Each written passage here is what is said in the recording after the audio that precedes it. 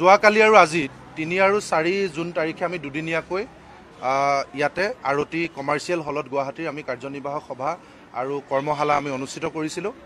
আৰু যোৱাকালিৰ দিনটোত আমি আন্তঃৰাষ্ট্ৰীয় ৰাজনীতি, ৰাষ্ট্ৰীয় ৰাজনীতি আৰু অসমৰ বিভিন্ন দিশৰ লগতে বৃহৎ নদীবান্ধ, পুঁজিপতিয়ে অসমৰ থলুৱা লোকৰ ভূমি কুক্ষিগত কৰা, আত্মসাৎ কৰা আৰু অসম চৰকাৰে যিবিলাক আঁচনিৰ জৰিয়তে আচলতে সাধাৰণ মানুহৰ মাজত তেওঁলোকে ৰাজনীতি কৰিছে, বিশেষকৈ অৰুণোদয় আঁচনি, লাখপতি আঁচনি বা মাইক্ৰ' ফাইনেন্সৰ ঋণ ৰেহাই দিয়া আদি যিবিলাক বিষয় লৈ আমি দেখিছিলোঁ যে যোৱা সময়ত বিজেপিয়ে তেওঁলোকে সাংঘাতিক ধৰণে অসমৰ ওপৰত বিদেশী জাপি দিয়া, বৃহৎ নদীবান্ধ নিৰ্মাণ কৰা, মূল্য বৃদ্ধি কৰা আৰু নিবনুৱা সমস্যাৰ মাজতো যিবিলাক ইছ্যু লৈ আচলতে সাধাৰণ সহজ সৰল গ্ৰামাঞ্চলৰ লোকৰ মাজত সোমাই যাবলৈ তেওঁলোক সক্ষম হৈছিলে।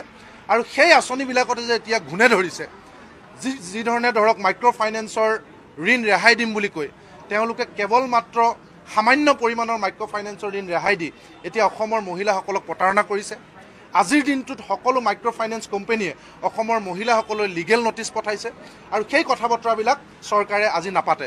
দ্বিতীয়তে অৰুণোদয় আঁচনি মুখ্যমন্ত্ৰীয়ে ঘোষণা কৰিছিলে যে গ্ৰামাঞ্চলৰ, বিশেষকৈ গ্ৰামাঞ্চলৰ ৰেচন কাৰ্ড থকা প্ৰতিগৰাকী মহিলাক অৰুণোদয় আঁচনি প্ৰদান কৰিব।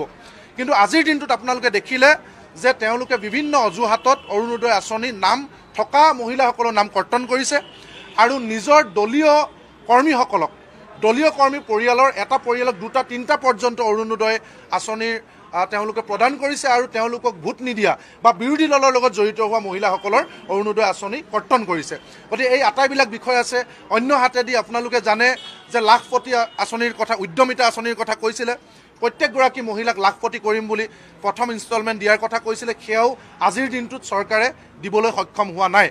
ইত্যাদি বিভিন্ন সমস্যাৰ লগতে আপোনালোকে দেখিছে অসমৰ বিভিন্ন প্ৰান্তত ধুবুৰী, কাৰ্বি আংলং, পলাশবাৰীকে ধৰি বিভিন্ন পৰ্বতজোৰা বিভিন্ন অঞ্চলত আদানী আৰু আম্বানীয়ে অসমৰ থলুৱা জনজাতি লোকৰ কৃষিভূমি গ্ৰাস কৰিছে।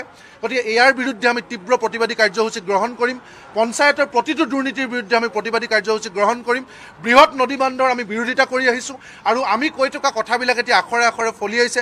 ৰঙা নদীত দেখিছে আৰু নামনি সোৱণশিৰি জলবিদ্যুৎ প্ৰকল্প সম্পূৰ্ণ নিৰ্মাণ নহওঁতেই কি ধৰণৰ ভয়াৱহ পৰিস্থিতিৰ সৃষ্টি হৈছে দেখিছে। আপোনালোকে কপিলী নদীয়ে মধ্য অসমত কি ধৰণৰ বৃহৎ নদীবান্ধে পানীৰ সৃষ্টি কৰিছে, বৃহৎ প্ৰলয়ৰ সৃষ্টি কৰিছে আপোনালোকে দেখিছে।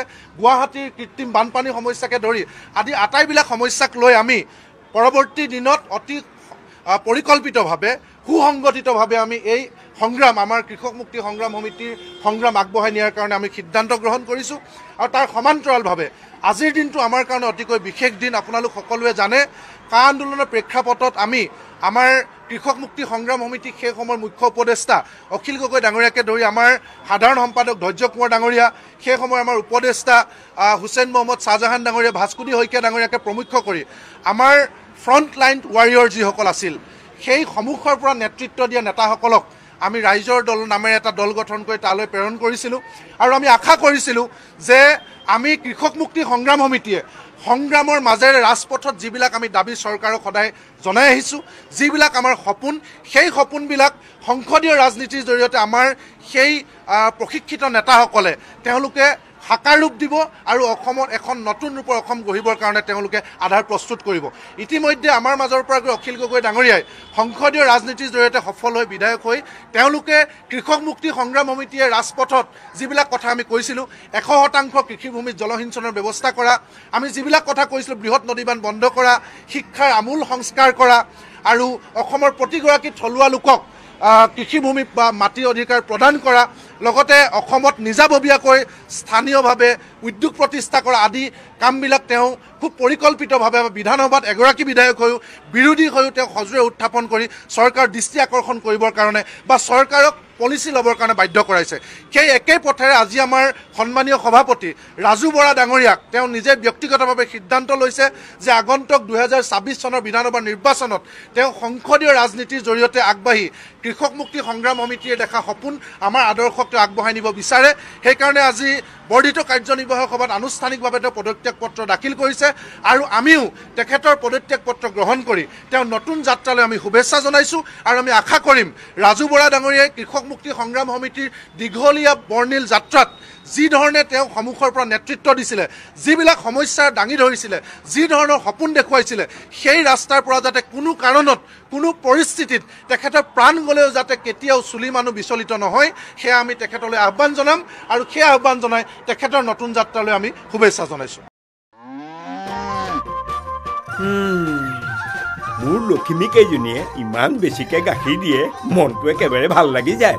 বিয়মৰ দানা খোৱাৰ পৰা মই বেছিকৈ লাভৱান হৈছোঁ। আপোনালোকেও বিয়মৰ দানা খুৱাওক আৰু এইটো বেছিকৈ লাভ কৰক।